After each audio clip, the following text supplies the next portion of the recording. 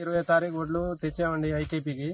అవి ఆరబెట్టడానికి 5-6 రోజులు వారం రోజులు పట్టింది. ఆరబెట్టాం, మ్యాచర్ వచ్చింది, కాంటాలు వేసుకున్నారు కానీ కాంటాలు చేసిన బస్తాలు లారీకి ఎక్కేయడానికి వారం రోజులు అయిందండి. అకాల వర్షం వల్ల ఈ బస్తాలు మొత్తం తడిసిపోయినాయి.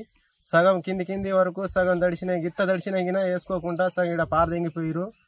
కొంచెం మంచి బస్తాలు వేసుకోపోయారు. మళ్ళా ఈ బస్తాలు మళ్ళీ ఆరబెట్టాలంటున్నారు. మళ్ళా ఈ ఎక్స్ట్రా ఖర్చులు మళ్ళా కాంటా వేపియాలి, మళ్ళా ఖర్చులు పెట్టిస్తున్నారు మాకు పై అధికారులు. అసలు పట్టించుకోవడమే లేదండి. చాలా లారీలు వస్తాయి, లారీలు తెప్పట్లేదు, రావట్లేదు. చాలా రైతులు సమస్యలు ఇదేనండి. పట్టించుకోవడం అసలు లేదు. ఇప్పుడు కాంటా అయిన బస్తాలు అట్నే ఉండిపోతున్నాయి. మళ్ళీ మ్యాచర్ వచ్చిన సరుకు కింద అట్నే ఉండిపోతుంది. ప్యాడీ బాగా వచ్చిందని ఇప్పుడు ఈ నర్సపేట మండలం కింద 5-6 ఊర్లు తండాలు అన్ని కలిసి ఒకటే కాడ పెట్టేసరికి కాంటాలు కావట్లేవు, రైతు ధాన్యం ప్యాడీ పోవట్లేదు. ఇక్కడ చూస్తే అంత గందరగోళంగా ఉన్నదండి. ఇది సపరేట్ చేస్తే బాగుండు, కానీ కాంటా చేసేటోళ్ళు గినా అమానోళ్ళు గినా ముందుకు రావట్లేదు, వాళ్ళు చేయట్లేరు.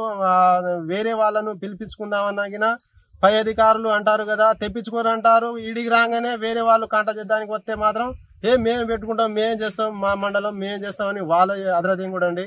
ఇది అట్లా కాంటా కొంచెం లేట్ చేయడం వల్ల బస్తాలు ఇట్లా ఉండిపోయి తడిసిపోయినాయండి. లారీలు రావట్లేవు. మళ్ళా ఇప్పుడు కాంటా లోడుకి పోయే బస్తాలు మళ్ళీ తడిసినాయి. మళ్ళా వాటిని మళ్ళీ ఆరబోసి మళ్ళా కాంటాకు పైసలు డబల్ ఖర్చులు ఇవ్వాలని చెప్తున్నారండి పై అధికారులు. మేము మా గోస ఎవరు పట్టించుకోవడం లేదండి. దయచేసి నాకు ఒక ఆడదానికి న్యాయం చేయాలి. నేను 6 నెలలు కష్టపడి పండించిన, నీళ్ళు లేకుంటే మన చేతుల నుంచి పోసుకుపోయి బిందెల పోసినట్టు పోసి పండించిన నేను ఎండాకాలం మొత్తం. బాయిల నీళ్ళు లేకుంటే, చెర్ల నీళ్ళు లేకుంటే దానికి ఐకేబీలో వచ్చి ఇప్పుడు నెల 15 రోజుల నుంచి నాకు అవస్థ పెడతారు. వీళ్ళు ఐకేబోళ్ళు ఏం చేస్తారో మీరు నాకు న్యాయం కావాలి.